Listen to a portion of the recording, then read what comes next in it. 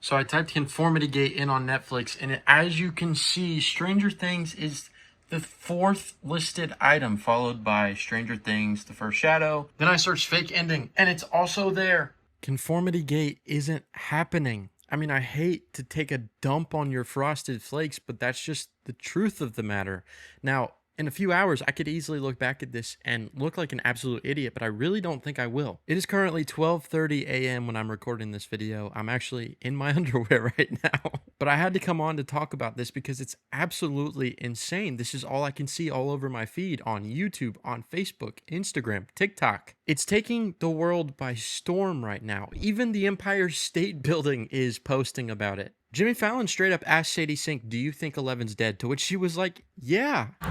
I think she's dead. I don't know. Which I do too. I think it's great that the Duffer Brothers left it up to interpretation, left it ambiguous, so us as audience members can decide what fate we want for the character. But that's to satisfy our own minds and our own grief and processing the show being over. Would it be cool to have another episode? Sure. I mean, the entire season overall has been somewhat underwhelming. Now, I enjoyed the finale, but if they came back and rewrote a bunch of things and we're just like, surprise, it's not over, this is the actual ending of the show, and somehow they were able to pull that off in some world, then that would be absolutely incredible. It'd be one of the coolest things to ever happen in television, period. But the likelihood of that actually happening is so slim. Now, like I said, I've seen it all over my feed. I know a lot of people are having these crazy theories, these insane theories, diving into Morse code, diving into the background, the way that the books are lined up. The fact that at the graduation, there's that person in the background holding up the big note card that had nothing on it. Something about the Duffer Brothers being like, it's going to be a dark Christmas, only for people to say that Dark Christmas is talking about Orthodox Christmas, which is actually on January 7th. Well, at the time of recording, it is January 7th. I don't know when people think this episode is going to release, but it's not going to happen. I'm sorry. The other thing is, there were so many theories about the finale alone, just in general, how things are going to wrap up. Everybody had so many predictions, and really it just turned out that they played it the safest way possible. It's not that there was necessarily anything wrong with how things concluded, but the fan theories compared to the actual finale were so much crazier in hindsight that so much of that would have been super cool. But how often is it that we get fan theories to that extent that actually match up 100% to the actual finale of the story? They've been writing this finale for how long now? They said they had the end in mind for since the beginning of the show, since the inception of Stranger Things. The one that I actually saw that was pretty interesting was like, what if at that moment when Steve falls off the top of the tower, everything is different from that point on? What if he didn't actually get caught? What if he falls to his death and everything after that is just repercussions of that moment?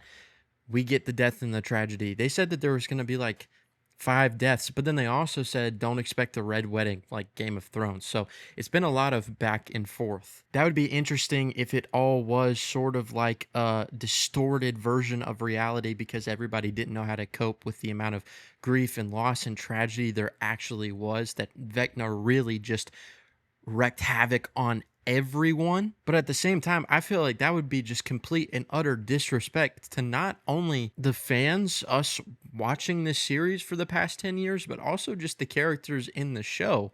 Everybody might not have liked how everything concluded, but at the end of the day, we get some pretty satisfying conclusions for these characters, as well as the open-endedness of Eleven's arc, leaving it for people to be able to live with believing she's alive if they want to. Mike lost the love of his life, somebody that flipped his life upside down, pun intended, and then possibly died. That's going to be hard for anyone to deal with, especially when he's gone through as much as he's gone through. Now, I definitely think the Duffers are playing into this, as well as Netflix playing into this. They've definitely done things strategically to keep the buzz alive, but I feel like that's just great marketing. That's what they're supposed to do. Netflix's tentpole property, the first show that really brought them relevance in terms of streaming and actual primetime television, is over. The thing they relied on for so many years is now something that they can't go back to. They can return to it in ways of spin-offs and animated series and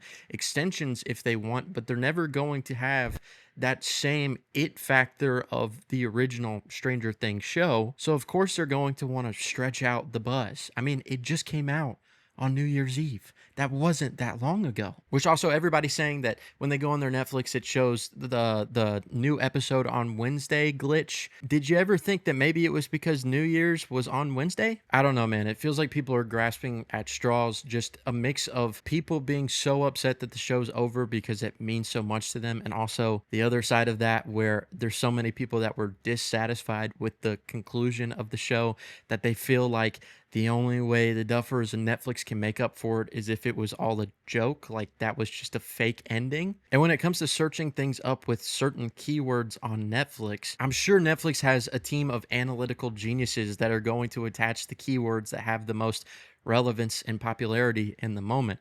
Not to mention the fake ending thing. It could have just come up because you also attached the word ending, and it's the ending of the series. I don't think it's that deep. People are really acting like Joyce with the lights. And I mean, I don't blame them. It's harmless. It's not that bad of a thing. People want to believe that there's more to this because they love it, or in some instances they hated it, but it's just not reality. And at the same time, I could be making a follow-up video in a few hours talking about how I had absolutely no idea what I was talking about. And there was a 9th episode called Conformity Gate. I don't want to feed into the conspiracy. It's not going to happen. I love the show. This season frustrated me to no end. But the one thing they really got right was the finale, especially the epilogue. I thought the way that they sent all of the characters off felt extremely fitting. It felt earned. It felt satisfying. I was satisfied.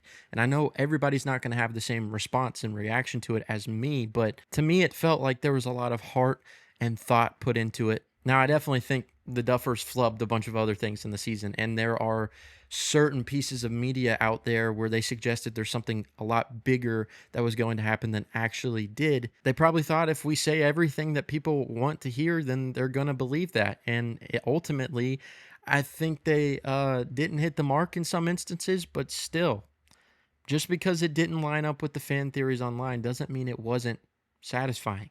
I don't know. What do I know? Not much. This is really just a rant because I can't scroll anywhere on my phone without seeing something about Conformity Gate, and I'm pretty tired of it. But maybe I'm just full of shit.